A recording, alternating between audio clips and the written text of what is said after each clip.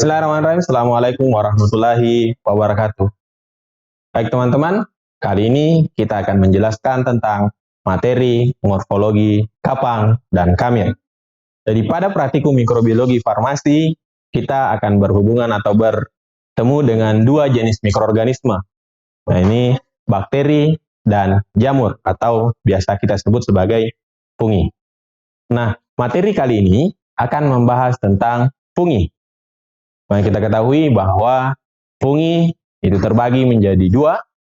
Ini adalah kapang dan kamir.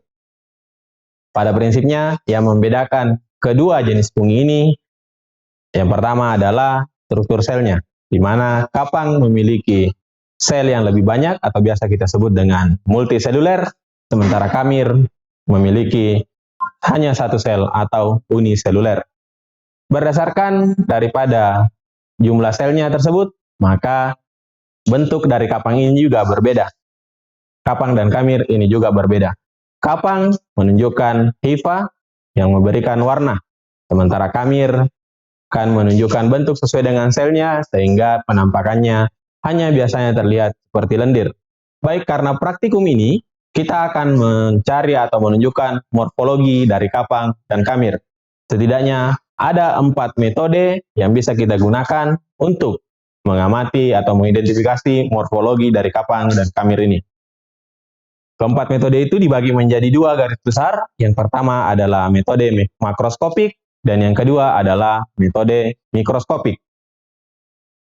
Pada metode makroskopik kita akan melakukan dua cara, yakni metode tuang dan metode gores. Sementara pada metode mikroskopik kita akan melakukan dua cara. Yang pertama metode langsung, kemudian metode mikroskopik tidak langsung atau lebih sering kita sebut sebagai slide culture.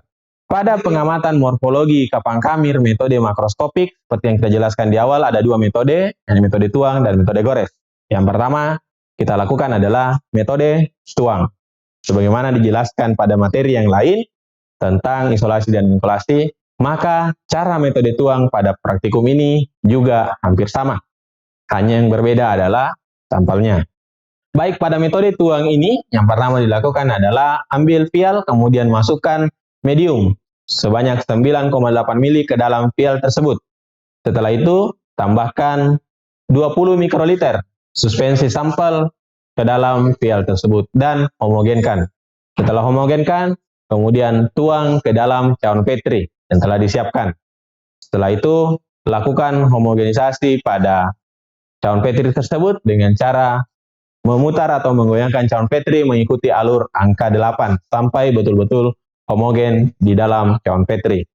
Setelah itu, biarkan memadat, kemudian lakukan inkubasi pada suhu 25 derajat Celcius selama 3 kali 24 jam.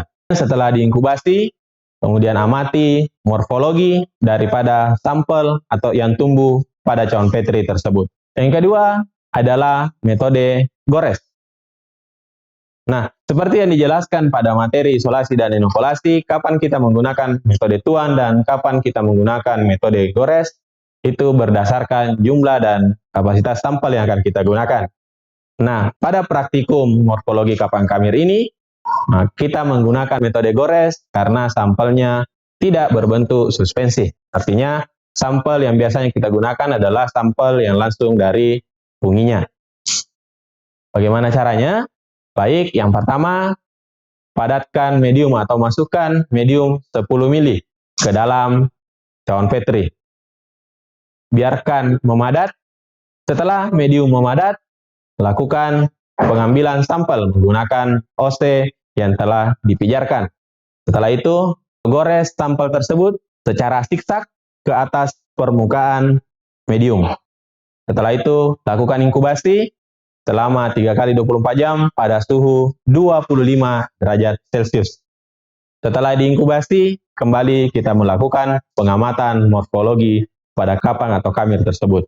Hal-hal yang kita amati dalam pengamatan morfologi jamur metode makroskopik diantaranya adalah warna koloni pada jamur yang tumbuh atau sampel yang tumbuh pada cawan Petri, kemudian keadaan permukaan koloni, baik itu bisa dalam bentuk hifa yang menghasilkan tepung, berbulir-bulir, atau beludru, atau bahkan berbentuk kapas. Dan selanjutnya adalah ada yang kita sebut sebagai radial furrow atau titik pusat daripada pertumbuhan kapang atau kamir tersebut. Dan selanjutnya adalah growing zone atau lapisan pada tepi fungi yang tumbuh pada medium di cawan Petri tersebut.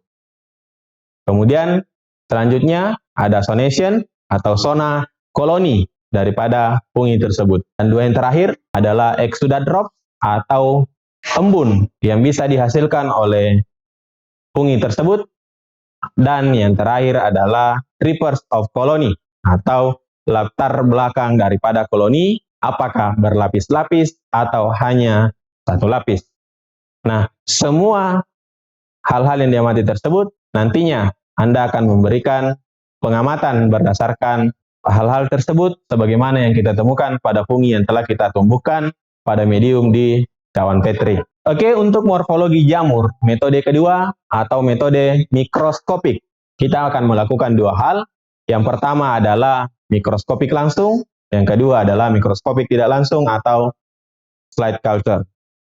Baik, mikroskopik langsung itu tidak jauh berbeda dengan proses pengecatan bakteri yang telah kita lakukan. Sekali lagi, yang berbeda adalah sampelnya.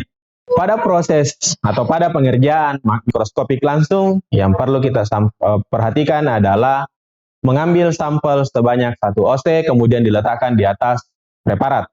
Setelah itu, teteskan metilen blue sebagai pewarna yang akan diserap oleh sel fungi tersebut. Setelah itu, tutup dengan deglass, kemudian amati di bawah mikroskop. Morfologi fungi dapat dilihat berdasarkan cat atau pewarna yang diserap oleh fungi tersebut yang terlihat pada mikroskop. Baik, pada metode yang kedua, pada morfologi pengamatan morfologi jamur, metode mikroskopik, kita akan melakukan yang namanya metode mikroskopik tidak langsung atau slide culture. Dalam hal ini, jamur atau fungi nantinya akan kita tumbuhkan di dalam media pada preparat selama waktu inkubasi, kemudian kita amati bentuk pertumbuhannya, bentuk morfologi jamur itu setelah tumbuhkan. Apa-apa yang perlu kita siapkan? Yang pertama, cawan Petri, kemudian kita isi dengan kertas taring. Setelah kertas taring, kita membuat yang namanya batang V sebagai penyangga daripada preparat gelas yang akan kita masukkan. Kemudian setelah ada batang V, ditambahkan preparat berupa objek gelas dan deglas. Kemudian semuanya dibungkus, setelah itu disterilkan. Nah, setelah proses sterilisasi, alat tersebut sudah selesai. Selain itu, kita siapkan medium yang telah ditambahkan dengan asam tartrat. Selanjutnya, proses pengerjaan. Kita menyiapkan atau membuka cawan Petri seperlunya, sehingga tidak terlalu memberikan kontaminasi pada ruang yang ada di dalam cawan Petri. Setelah itu, tambahkan 1 tetes medium PDA yang sudah ditambahkan asam tartrat tadi. Kemudian, tambahkan 1 oz sampel ke dalam medium tersebut. Setelah itu, tutup menggunakan deglass. Kemudian setelah preparat ditutup, tambahkan gliserol 10% ke kertas saring yang ada di dalam cawan Petri tersebut. Ini digunakan untuk mempertahankan kelembaban di dalam ruang cawan Petri tersebut, sehingga memudahkan pertumbuhan daripada fungi yang akan kita tumbuhkan. Nah, setelah penambahan gliserol, kemudian cawan Petri ditutup, kemudian dibungkus. Setelah itu, kita inkubasi selama 3 kali 24 jam pada suhu 25 derajat Celcius. Dan setelah inkubasi, kita lakukan pengamatan pada preparat tersebut menggunakan mikroskop dan diamati hal-hal yang perlu kita amati, seperti Mycelium, Conidia, Conidiophore, sporanya, kemudian Columelia, Methuis, Phyalid vesicle, dan rhizoidnya. Artinya, meskipun tidak semua fungi akan memiliki struktur tersebut, tapi setidaknya beberapa fungi memiliki struktur yang kita akan amati.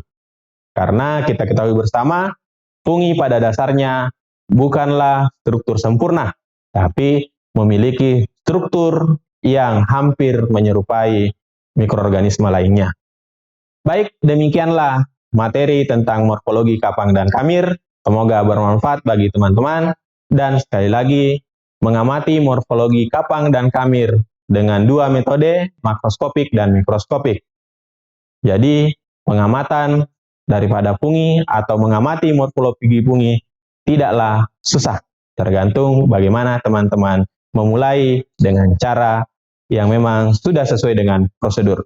Sampai jumpa di praktikum dan materi berikutnya. Assalamualaikum warahmatullahi wabarakatuh. Alhamdulillah. Oke.